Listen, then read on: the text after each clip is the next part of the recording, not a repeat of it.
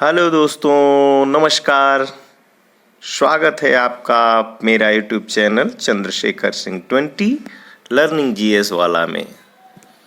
दोस्तों, आज मैं स्टैटिक जीके के महत्वपूर्ण कुछ प्रश्न उत्तर को लेकर के आया हूं और यह प्रत्येक एग्जाम में आने वाले प्रश्न हैं, इसलिए इस प्रश्नों को याद कर लीजिएगा। तो शुरू करते हैं क्वेश्चन नंबर 1 पे। प्रश्न संख्या 1 हमारा है, चट्टान पर उगने वाले पादप कहलाते हैं। तो चट्टान पर उगने वाले पादप क्या कहलाते हैं आपको बताना है। अधिपादपीय, लवणोद्भिद, हिंद सॉरी टाइप हो गया है दोस्तों, लवणोद्भिद, मरूदभिद, शैलोद्भिद। तो आपको बताना है कि चट्टानों पर उगने वाले पादप क्या कहलाते हैं।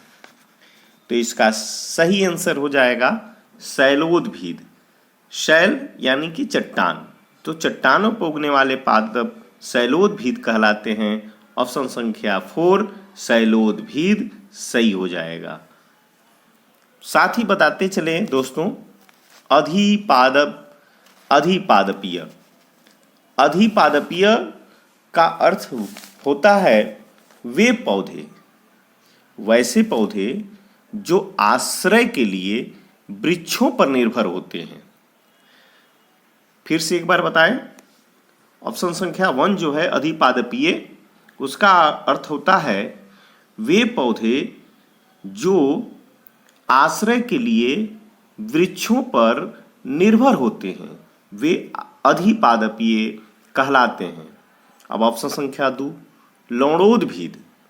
लवणोद्भिद वैसे पौधे होते हैं जो उच्च लवणता युक्त जल में पैदा होते हैं एवं उसमें अपना निवास करते हैं। लवणोद्भिद जैसा कि लवण माने नमक कहाँ से पाया जाता है तो समुद्र से। तो उच्च लवणायुक्त जल में ये पैदा होते हैं। ओके दोस्तों, तीसरा ऑप्शन है मरूदभिद। मरूदभिद का अर्थ होता है शुष्क स्थान में उगने वाले पौधे, अर्थात वैसे पौधे जो शुष्क स्थानों में उगते हैं उसे हम मरूदभिद कहते हैं। और इस प्रश्न का आंसर हो जाएगा चट्टानों पर उगने वाले पादप शैलोद्भिद कहलाते हैं। चलिए अब हम अगले क्वेश्चन पे चलते हैं। क्वेश्चन संख्या 2, बर्फ पानी पर क्यों तैरती है। बहुत ही अच्छा प्रश्न है और यह एग्जाम में अक्सर पूछा जाता है, बर्फ पानी पर क्यों तैरती है। ऑप्शन संख्या 1 बर्फ में वायु भरी होती है। 2 बर्फ का घनत्व तो पानी से कम होता है। तीसरा पानी का बर्फ से ज़्यादा गहरा होना। चौथा बर्फ का घनत्व तो पानी से ज़्यादा होना। तो दोस्तों, कोई भी चीज़ हो, किसी भी प्रकार की वस्तु हो, जब उसका घनत्व कम होगा तो वह ऊपर होगा और जिसका घनत्व ज़्यादा होगा वह नीचे होगा। तो इस प्रश्न का आपका जवाब हो जाएगा कि बर्फ पानी में क्यों तैरती है। तो बर्फ का घनत्व जो है पानी के घनत्व से ज़्यादा होता है, इसलिए पानी के घनत्व ज़्यादा होने से बर्फ को अपने अंदर डूबने नहीं देती है। बर्फ का घनत्व पानी से कम होता है। तो इसका सही जवाब हो जाएगा ऑप्शन संख्या 2, बर्फ का घनत्व पानी से कम होता है। अगले क्वेश्चन पे चलते हैं। प्रयोगशाला में पहली जीव रसायन की कृत्रिम रचना क्या थी। माने प्रयोगशाला में प्रयोग जो हुई थी, पहली कृत्रिम रचना जो जीव रसायन थी वह यूरिया बनी थी। यूरिया याद रखिएगा, बहुत ही फेमस क्वेश्चन है, वीवीआई है। प्रयोगशाला में पहली जीव रसायन की कृत्रिम रचना क्या थी, तो वह यूरिया थी। ऑप्शन संख्या 4। अभ्यारण्य राइनो के लिए जाना जाता है। राइनो के लिए, गैंडे के लिए, तो एक सिंगी गैंडा हो या गैंडा की बात की जाए तो वह काजीरंगा अभ्यारण्य में पाए जाते हैं। काजीरंगा ऑप्शन संख्या 1। और ये आपको बताते चलें कि ये काजीरंगा है कहाँ। काजीरंगा असम में है। दूसरा ऑप्शन गिर, गिर जो है सिंह के लिए जाना जाता है और यह गुजरात में है। रणथंभौर, रणथंभौर अभयारण्य राजस्थान में है। और Jim Corbett, Jim Corbett Uttarakhand में है, जिसे कि आज हम रामगंगा, रामगंगा इस अभयारण्य का नाम अब नया हो गया है रामगंगा नेशनल पार्क। किसका? कॉर्बेट का, जिम कॉर्बेट का। इस प्रकार इस ऑप्शन का सही जवाब होगा अभयारण्य राइनो के लिए जाना जाता है काजीरंगा। अब अगले क्वेश्चन पे चलते हैं। निम्नलिखित में से कौन सा स्तनपायी है? स्तनपायी का अर्थ होता है वैसे जीव जो अपने बच्चों को दूध पिलाते हैं, जन्म के बाद अपने बच्चों को दूध पिलाते हैं। तो वह जो है व्हेल, व्हेल मछली अपने बच्चों को तो जन्म देती है लेकिन उसको दूध भी पिलाती है, इसलिए यह ऑप्शन संख्या 4 सही हो जाएगा। पानी में रहती है फिर भी जो है यह स्तनपायी है। ओके दोस्तों, अब अगला क्वेश्चन है हमारा, निम्नलिखित में से किसे डायनासोरस का कब्रिस्तान कहा जाता है? जैसा कि हम अक्सर डायनासोरस डायनासोरस का नाम सुनते हैं, तो ये डायनासोरस जो है ये हमारा एक बहुत ही प्राचीन जीव है जो अब इस धरती पर विलुप्त हो गया है, लेकिन इसका चर्चा अक्सर होते रहता है।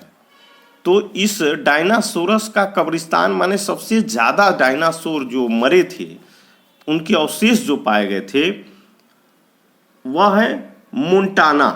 मोंटाना देश है और वहीं जो है डायनासोरस का सबसे ज़्यादा संख्या मरने का पाया गया था, इसलिए डायनासोरस का कब्रिस्तान कहा जाता है मोंटाना को।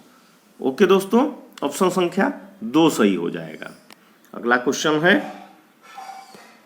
निम्नलिखित में से कौन सा ऑर्गेनिक अम्ल है? ऑर्गेनिक अम्ल, तो साइट्रिक अम्ल ऑर्गेनिक अम्ल होता है। ऑप्शन संख्या 1 सही हो जाएगा। साथ में बताते चलें कि साइट्रिक अम्ल का जो है उदाहरण होता है खट्टे फल होते हैं। साइट्रिक अम्ल के उदाहरण क्या होते हैं? खट्टे फल, नींबू, संतरा, ये सब साइट्रिक अम्ल होते हैं। दूसरा ऑप्शन है सल्फ्यूरिक अम्ल। सल्फ्यूरिक अम्ल जो है इसका रासायनिक सूत्र H2SO4 होता है और इसे हम दूसरे शब्दों में डिवासिक अम्ल भी कहते हैं। क्या बोलते हैं? डिवासिक अम्ल। तो आपको सल्फ्यूरिक अम्ल के जगह पर यदि डिवासिक अम्ल कह दिया जाए तो वह भी H2SO4 होता है और वह सल्फ्यूरिक अम्ल होता है। तीसरा ऑप्शन है नाइट्रिक अम्ल। नाइट्रिक अम्ल जो होता है यह उर्वरकों में पाया जाता है, साथ में विस्फोटक पदार्थ बनाने में, जैसे नाइट्रोग्लिसरीन वगैरह, टाइलिन वगैरह बनाने में नाइट्रिक अम्ल का ही प्रयोग किया जाता है। तो यह उर्वरक के रूप में और विस्फोटक पदार्थ बनाने में नाइट्रिक अम्ल का प्रयोग किया जाता है। अगला क्वेश्चन पे चलते हैं, स्थानीय वनस्पति का संग्रह क्या कहलाता है? जो स्थानीय वनस्पति होते हैं, जिस देश के स्थानीय वनस्पति, उनके संग्रह को हम हार्बेरियस कहते हैं। क्या बोलते हैं? हार्बेरियस। ऑप्शन संख्या 1 सही हो जाएगा। साथ में ऑप्शन संख्या 2 सभागार।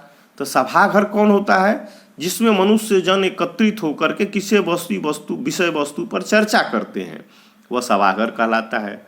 साथ में ऑप्शन संख्या 3 जो है सैनिटोरियम। सैनिटोरियम यह स्थान वैसा स्थान होता है जहां मेडिकल सुविधा वाला जगह कहलाता है, यानी कि मेडिकल सुविधा जहां प्राप्त होती है उसे सैनिटोरियम कहते हैं। ऑप्शन संख्या 4 प्लेटोनोरियम। तो प्लेटोनोरियम होता है जहां एक घूमने की स्थान तारामंडल या नक्षत्रालय कह लीजिए या ताराघर कह लीजिए, ये होते हैं और वहाँ लोग घूमने जाते हैं। वह भारत में 30 प्लेटोनोरियम अलग अलग जगहों पे शहरों में बनाए गए हैं। चलिए आप कमेंट करके बताइएगा कि बिरला प्लेटोनोरियम कहाँ है। हमने तो इतना बता दिया कि प्लेटोनोरियम क्या होता है, तो तो यह तारामंडल, ताराघर, नक्षत्रालय इसको सब बोलते हैं। और लगभग भारत में 30 प्लेनेटोरियम है। तो आपको बताना है कि बिरला प्लेनेटोरियम कहाँ है। ओके दोस्तों, अब अगले क्वेश्चन पे चलते हैं। प्लाज्मोडियम परजीवी का वाहक है। तो प्लाज्मोडियम परजीवी, एक प्लाज्मोडियम परजीवी का वाहक क्या होता है? तो मच्छर होता है। ऑप्शन संख्या 2 सही हो जाएगा। और इसी प्लाज्मोडियम परजीवी के काटने से मलेरिया रोग होता है, और इसका कारण होता है मच्छर। प्लाज्मोडियम परजीवी इसी का वाहक है, या मच्छर से होता है रोग, प्लाज्मोडियम परजीवी, और रोग का नाम है मलेरिया। हिंदी में हम उसको मलेरिया बोलते हैं। और बालू मक्खी के काटने से काला ज्वर होता है। ओके दोस्तों, तो अगले क्वेश्चन पे चलते हैं। निम्नलिखित में से किसे जंगल की आग कहा जाता है? जंगल की आग, तो आपको बताना है कि जंगल की आग किसे कहा जाता है। तो इसे बोलते हैं जंगल की आग ब्यूटिया मोनोस्पर्मा को। किसको बोलते हैं? Butea monosperma. ऑप्शन संख्या 3 सही हो जाएगा। जंगल की आग ब्यूटिया मोनोस्पर्मा। ओके दोस्तों, ऑप्शन संख्या 3। अब अगले क्वेश्चन पे चलते हैं। केरल राज्य विश्व भर में निम्नलिखित में से किसके संवर्धन के लिए जाना जाता है? संवर्धन का अर्थ हुआ आपको कि बहुत सारे प्रकार का मिला करके और सबसे अधिक एक ही चीज मिला करके और सबसे अधिक उत्पादन होना। वैसे रबड़ का भी उत्पादन कहा जाए, उत्पादन सबसे अधिक तो रबड़ का भी होता है, लेकिन रबड़ एक ही वस्तु है। संवर्धन का मतलब एक से अधिक वस्तु को, जैसे हो गया आपको काली मिर्च और हो गया इलायची, ये सब मिला के गरम मसाला तैयार कर दिया जाए, तो इसका आंसर हो जाएगा गरम मसाला। संवर्धन के लिए जाना जाता है। केरल राज्य विश्व भर में गरम मसाले का सबसे अधिक उत्पादन, साथ में रबड़ का भी होता है, लेकिन यहाँ संवर्धन की बात कर रहा है, इसलिए ऑप्शन संख्या 3 गरम मसाला सही हो जाएगा। और ऑप्शन संख्या 1 रबड़ का उत्पादन भी सबसे अधिक होता है। गन्ना का जो है सबसे अधिक उत्पादन उत्तर प्रदेश में होता है। गन्ने का कहाँ सबसे अधिक उत्पादन होता है? उत्तर प्रदेश। ओके दोस्तों, और साथ में बताते चलें कि विश्व में सबसे अधिक यदि गन्ने का उत्पादन कह दिया जाए तो यह ब्राजील में होता है। ओके दोस्तों, कहाँ? भारत में तो उत्तर प्रदेश में, लेकिन विश्व में ब्राजील में होता है। और भारत में जो गन्ना का अनुसंधान केंद्र है वह कोयम्बटूर में है। कहाँ? कोयम्बटूर। जो अनुसंधान संस्थान है वह कोयम्बटूर में है। और ऑप्शन संख्या 4 चावल सबसे अधिक पश्चिम बंगाल में होता है। तो रबड़ केरल में, गन्ना उत्तर प्रदेश में, गरम मसाले की संवर्धन की बात किया जाए, सबसे अधिक की बात किया जाए तो वह केरल में, विश्व भर में चावल पश्चिम बंगाल में। अब अगले क्वेश्चन पे चलते हैं। पेट्रोल में होता है, तो पेट्रोल में बड़ा वीवीआई क्वेश्चन है, इसे याद रखिएगा। कार्बन एवं उदजन होता है। पेट्रोल में कार्बन एवं उदजन होता है। अब अगले क्वेश्चन पे चलते हैं। अनुसूचित जनजाति का दर्जा है। देखिए, बड़ी गूढ़ प्रश्न है ये, और इसका आंसर बहुत ही अच्छा है। हिंदू एवं ईसाइयों तक सीमित है। अनुसूचित जनजाति का दर्जा सबको नहीं दे दिया जाता है, यह जो है सिर्फ हिंदू एवं ईसाइयों तक सीमित है। ऑप्शन संख्या 3 सही हो जाएगा। अनुसूचित जनजाति का दर्जा हिंदू को मिलता है या तो ईसाई को मिलता है, बाकी किसी को अनुसूचित जनजाति का दर्जा प्राप्त नहीं होता है। ओके दोस्तों, राष्ट्रीय आयुर्वेद संस्थान स्वास्थ्य एवं परिवार मंत्रालय भारत सरकार का स्वायत्त निकाय है, और यह कहाँ स्थापित है? तो यह जयपुर में स्थापित है। ऑप्शन संख्या 4 सही हो जाएगा। कहाँ? जयपुर में। कौन सा देश सार्क का सदस्य नहीं है? सार्क का सदस्य देश भूटान नहीं है। ऑप्शन संख्या 2 सही हो जाएगा।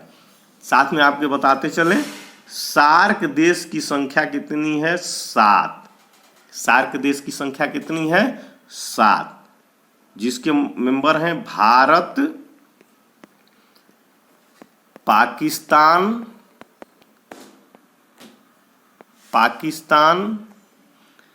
बांग्लादेश, श्रीलंका, नेपाल, मालदीव। कौन? मालदीव। तो भारत पाकिस्तान 2, बांग्लादेश 3, श्रीलंका 4, नेपाल 5, मालदीव 6 और म्यांमार 7। यही 7 देश सार्क देश के सदस्य हैं। तो अफगानिस्तान, मालदीव, म्यांमार ये हैं और भूटान नहीं है। ओके दोस्तों, अब हम अगले क्वेश्चन पे चलते हैं। पत्तियां क्यों हरी दिखती हैं? तो पत्तियों का हरा दिखना हरे वर्ण का यानी कि हरी वर्ण का परावर्तन एवं बचे वर्णों का अवशोषण। जब ये बचे वर्णों का अवशोषण कर लेता है, जो 7 रंग होते हैं उस 7 रंगों में पत्तियां सबका अवशोषण कर लेगी, अवशोषण करेगी तो दिखाई नहीं पड़ेगा। और यह हरे वर्ण का परावर्तन माने उसे बाहर कर देना। तो जब वह बाहर हो जाती है पत्तियों पे, उसका रंग जो है उस पर दिखाई पड़ने लगता है, बाकी रंगों का वह अवशोषण कर लेती है। और एक दूसरा क्वेश्चन क्लोरोफिल के कारण, क्लोरोफिल जो कि अक्सर बच्चे तो जानते हैं और बना भी लेते हैं, लेकिन घुमा करके यदि क्वेश्चन को ऐसे पूछ देता है पत्तियां क्यों हरी दिखती हैं, क्लोरोफिल नहीं दिया रहेगा तो हम कंफ्यूज हो जाते हैं। इसलिए हम इसको अपने कंपटीशन के यूज के लिए इस तरह से बना करके दिए हैं कि पत्तियां क्यों हरी दिखती हैं। तो क्लोरोफिल के साथ साथ में यदि ऑप्शन आपको दिखाई कि यह सभी 6 रंगों को अवशोषण कर लेती है और हरे वर्ण का परावर्तन कर देती है, परावर्तन के कारण ये दिखाई पड़ने लगता है। अवशोषण माने अपने अंदर समाई कर लेती है अन्य रंगों को। तो जब अन्य रंगों को अवशोषण कर लेगी तो वह दिखाई नहीं पड़ेगी और परावर्तन करेगी तो वह दिखाई पड़ेगी। इसलिए ऑप्शन संख्या 2 सही हो जाएगा। ओके दोस्तों, तो अब मेरा यह सेशन समाप्त होता है। यदि यह वीडियो पसंद आए तो इसे लाइक करिएगा, कमेंट करिएगा, साथ में आप जो है हमारे चैनल को सब्सक्राइब कर बेल आइकन को ओके कर दीजिएगा। ओके दोस्तों, धन्यवाद।